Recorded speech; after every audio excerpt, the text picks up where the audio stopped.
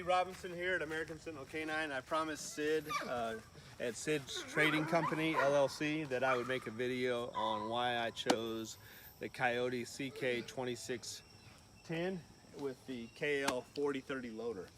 So Connor, come on in closer and I'll explain this. There are a lot of options out there. And you know, obviously we have John Deere, you have Kubota, you have Kioti, you have Bobcat, you have Case, you have New Holland.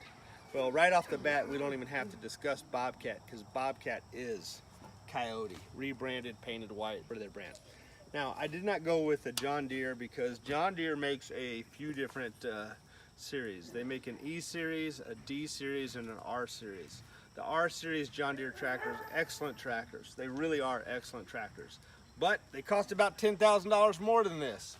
And it seems like to me they're no better, okay? And I mentioned John Deere first because they are considered to be the cream of the crop. That's the R series. The E series is not at that level. Connor, come around the back. So, I have both your standard lift. Look at the bucket. I have your standard lift. Since the tractor's off, it's not going to lift. But I also have a tilt function, so I can tilt.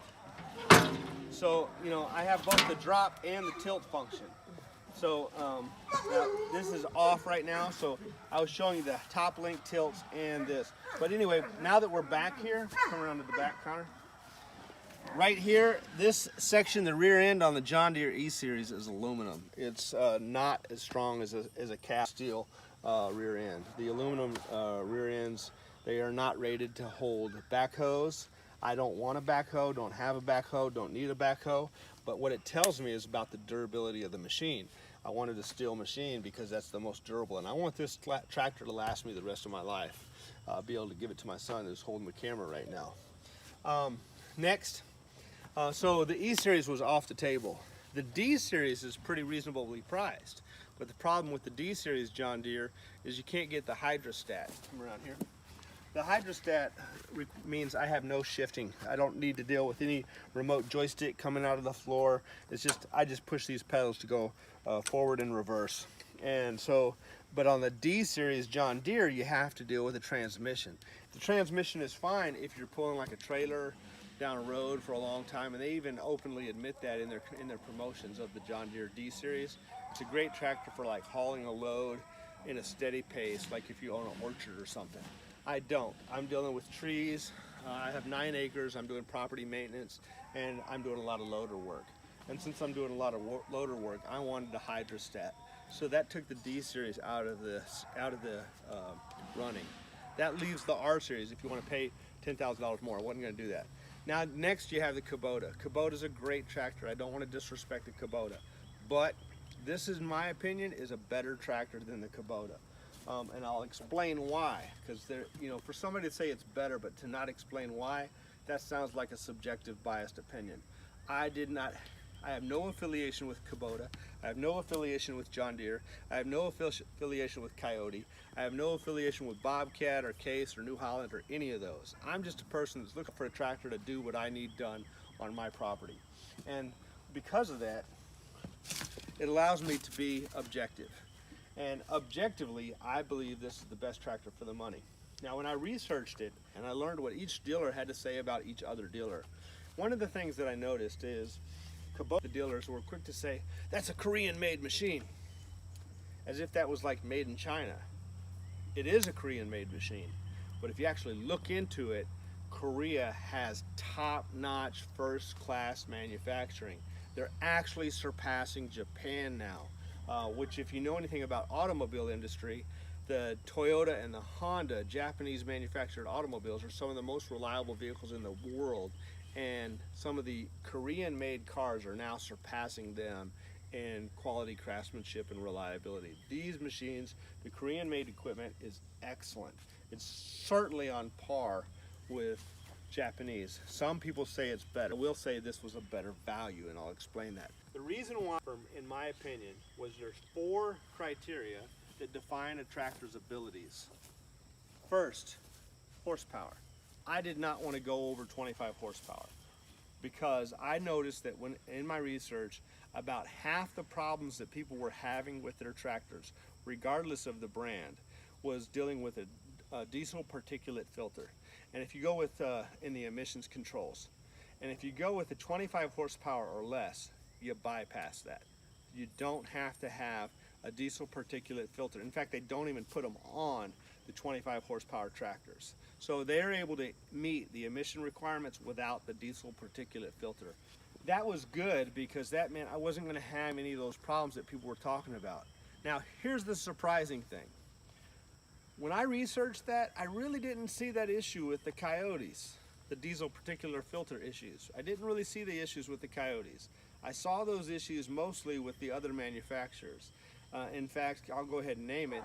Kubota had quite a bit of problems with their B2650 series tractor with diesel particulate filters. They redesigned it so this in 2020 because they had so many issues on the B2650. Now, what tractors was I comparing it to?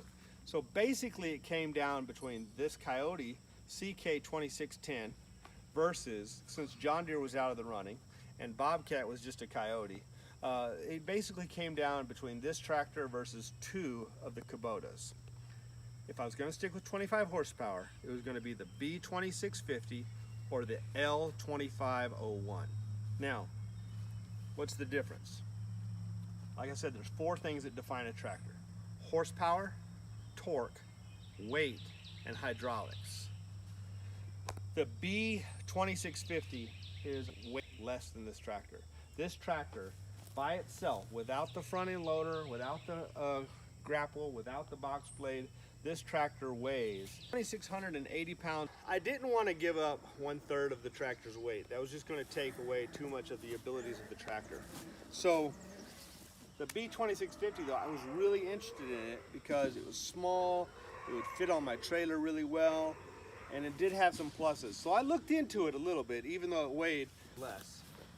Well, one of the things I liked about the B2650 is when you're on the tractor, which I'll explain my entry just then, which is incorrect. The B2650 has the remote right here, which I like. I like being able to control the front end loader with, while my arm is just resting right here. On the L2501, the hydraulics for the front end loader come off of the front end loader and they're about right here.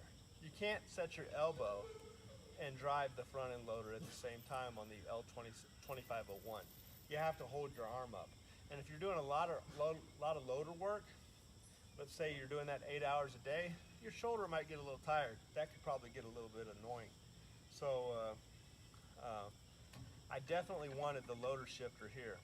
On the L2501, it's up here. Now the L2501 weighs almost as much as this tractor. This one's still a little bit heavier, but the L2501 has some other issues. So the 2650 was lighter weight, had less torque, had a smaller engine, and even though it was the same horsepower, it had a weaker hydraulic system. Another thing I like about the Kioti is the floor is very open. There is a rise here on pretty much every tractor, but the rise on this tractor is very small.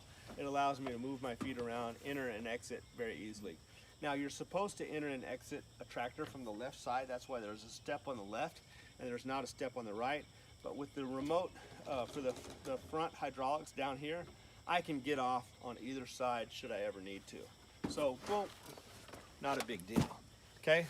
I'm not gonna recommend that to other people, but I like options, okay? Now, so let's see. Here's the other thing, big deal breaker on the Kubota. Costs $5,000 more to get a comparable machine. At least $5,000 more to get a comparable machine. I got this tractor, the front end loader, the grapple, a set of forks, a quick detach system so I can go from grapple to forks, and a bucket. I got a bucket that I can quick detach and go to this bucket. I got the hydraulics installed for the front end loader. I got the box blade. I got a rotary cutter that cuts 2-inch saplings, which is a pretty powerful rotary cutter for a 25 horsepower tractor. I got all of that for the same price. Oh, plus 2 rear remotes, plus a hydraulic top link, plus a light, rear light, plus a linked pedal, plus cruise control. I got all of that stuff for the same price of what a Kubota L2501 was going to cost just with a front end loader and a bucket. And this comes with a quick detach system here, which on Kubota you can get it, but it's a $500 upgrade. So this was a way better value. Now let's go back to the 4 things that define a tractor's capabilities. Well, I'm going to add a 5th one. First one is weight.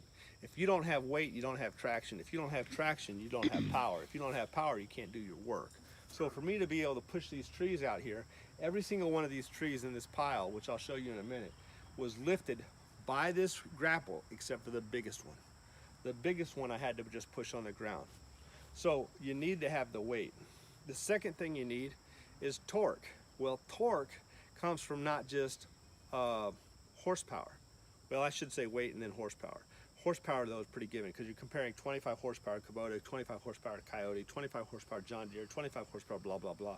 So horsepower is kind of move past horsepower and ignore it because 25 horsepower is 25 horsepower. But torque is the next thing. Torque is influenced by the cubic inches of your engine. The Kioti has the largest engine in the 25 horsepower. And not only does it have the highest cubic inches, it has the highest torque. So it's got the most weight at a given horsepower and the highest torque. The fourth thing that you need is hydraulics. Hydraulics is what drives your front end loader. This front end loader on this Kioti CK2610 with the KL4030 loader. I'm not talking about the 2630 loader or whatever it is, 2610. That was the old series loader. Now they come with the KL4030 loader, or at least your dealer should be ordering them with the KL4030 loader. This loader has a 1,600 pound lifting capacity. That's 400 pounds more than the Kubota L2501 and 400 pounds more than the B2650. It's amazing to me that the B2650 actually says that it can lift more than the L2501 because it's 1,000 pounds less than the L2501, but that's what the stats say. Now this grapple, guess what? Weighs 400 pounds. So that means you put this grapple, this is a heavy duty grapple, I'll come back to that in a minute. I could have got a lighter duty grapple, but I'm glad I got the heavier duty. I'll explain that why later. This machine with the grapple on it can lift what the Kubota can lift without the grapple.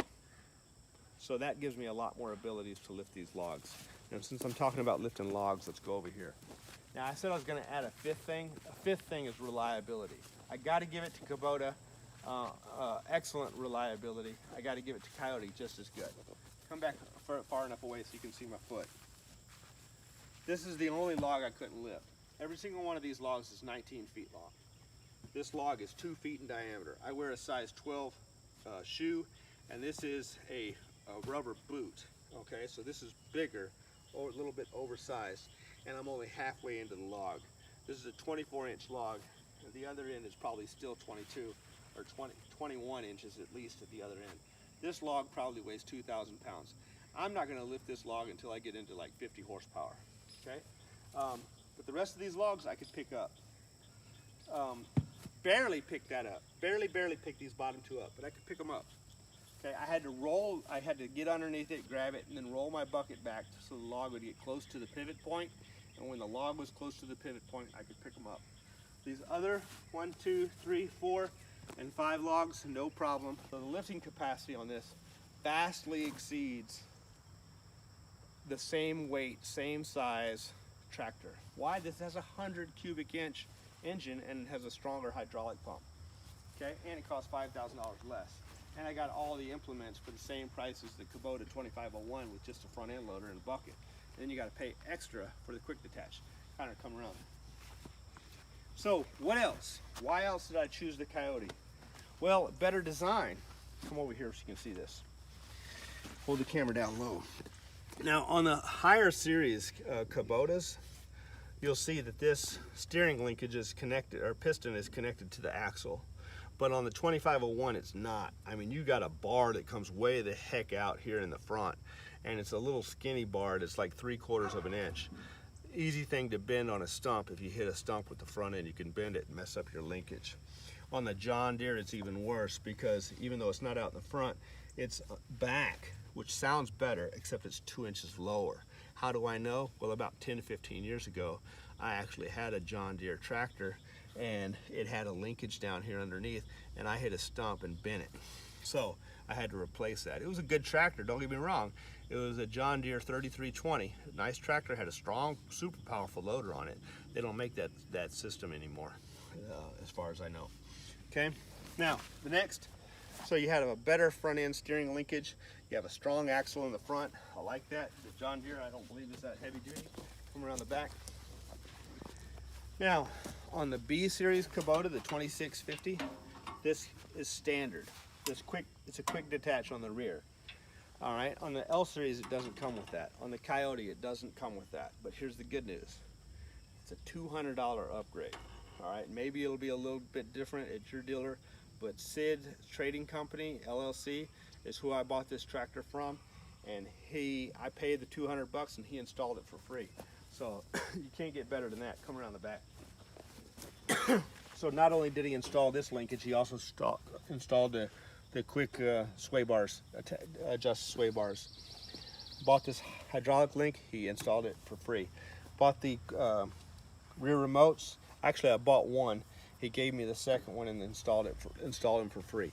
Maybe he wouldn't like me telling you all that, but Sid was a good guy to me. Okay, I would recommend him over any other tractor dealer in the state of Mississippi. Okay, this rear light, I bought the light and he installed it.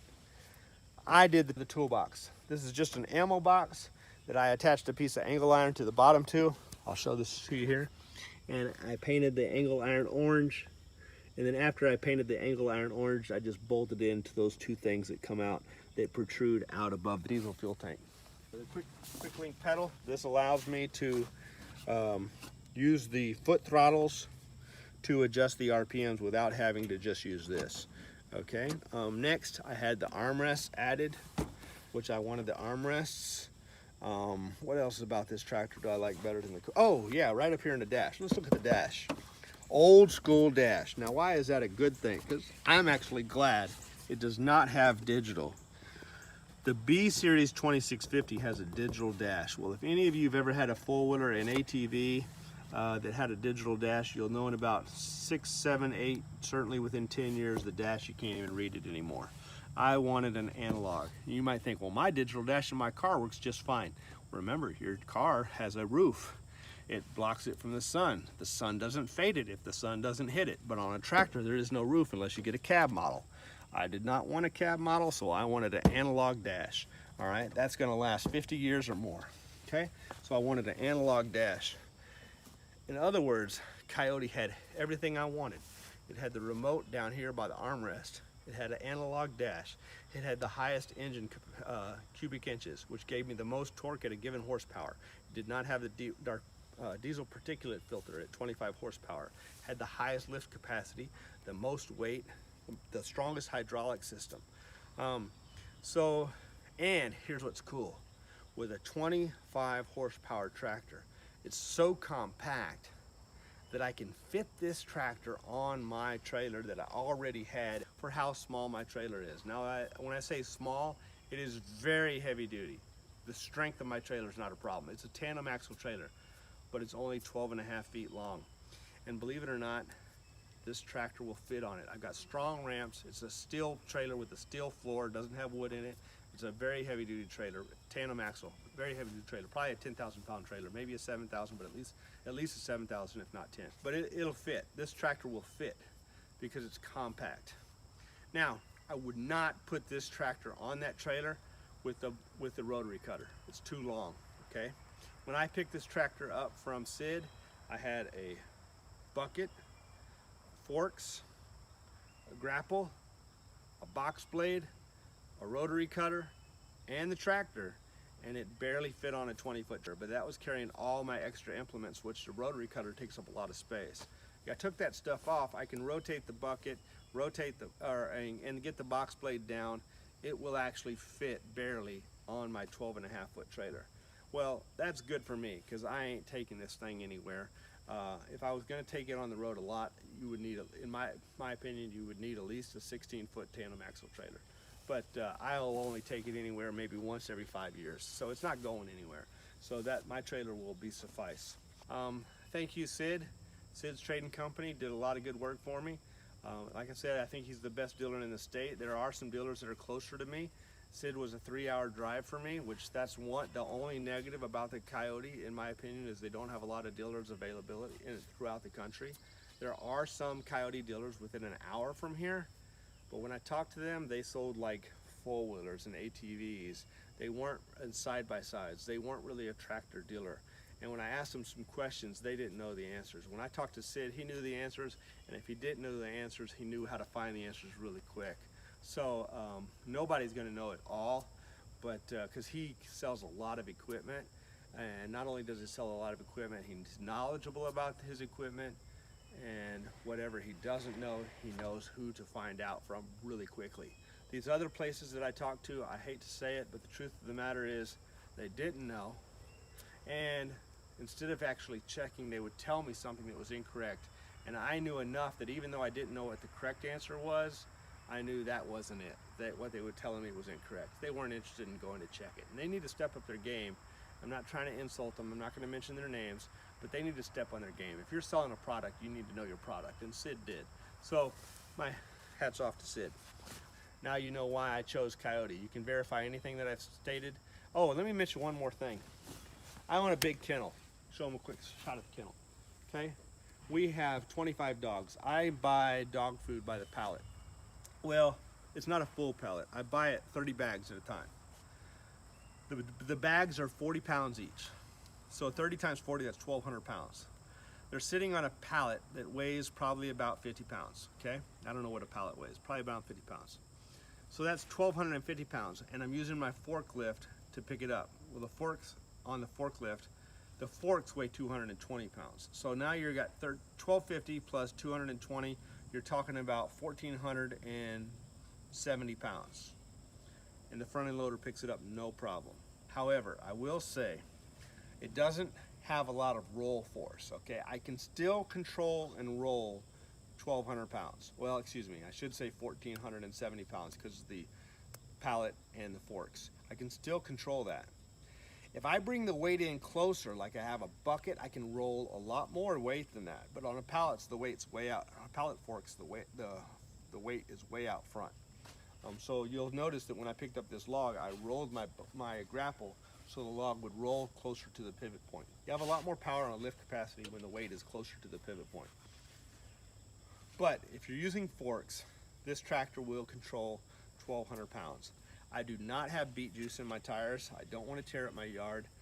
My yard is bad enough just burning this pile of wood because I keep it in four-wheel drive usually.